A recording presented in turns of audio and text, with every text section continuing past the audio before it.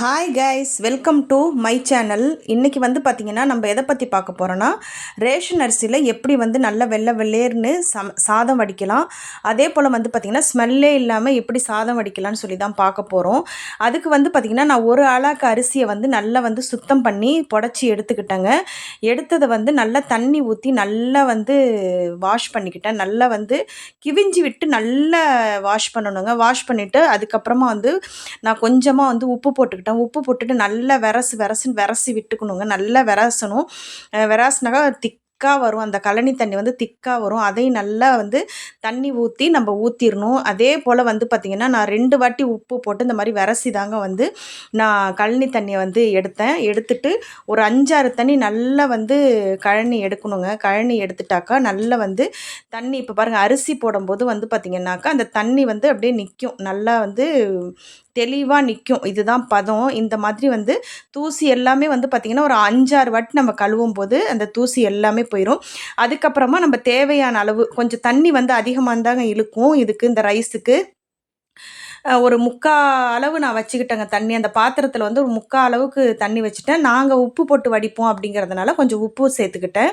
உப்பு சேர்த்துட்டு வந்து பார்த்திங்கன்னா ஒரு ஒரு 10 மினிட்ஸ்க்கு வந்து கொஞ்சம் லோ ஃப்ளேம்லேயே தான் வச்சுக்கிட்டேன்.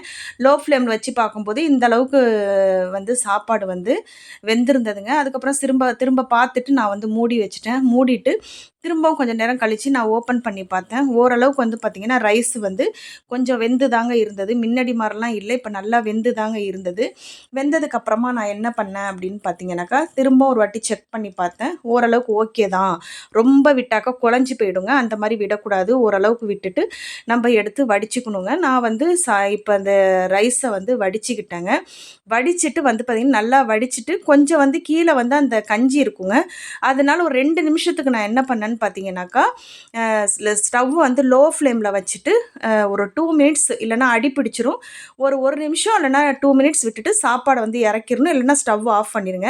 இப்போ பாருங்கள், சூப்பரான ரேஷன் அரிசியில் வந்து சாப்பாடு வந்து எவ்வளோ சூப்பராக ரெடியாக இருக்குன்னு பாருங்கள். நல்லா வந்து உதிரி உதிரியாக வந்திருக்கு. வெள்ளை வெள்ளேர்னு வந்திருக்குங்க ரைஸு. அதாவது அரிசிக்கு ஏற்ற மாதிரி இருக்கும். இது வந்து ஓரளவுக்கு ஓகே தாங்க, நல்லா தாங்க இருந்தது.